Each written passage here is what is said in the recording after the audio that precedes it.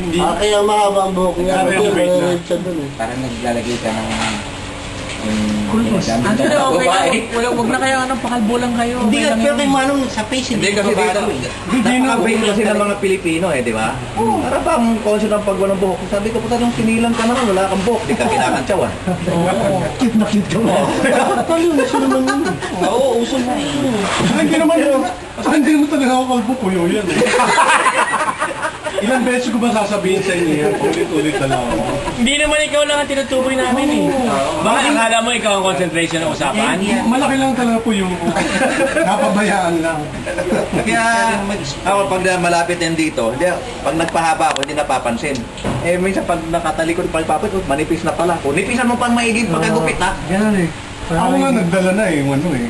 Kasi sabi ko, lugi ako dito sa barbero. Wala na. Bumili ako ng i-shaver na lang. Sige. Araw-araw, sige. Parati ka nakakalamag sa akin. Mas mahal pala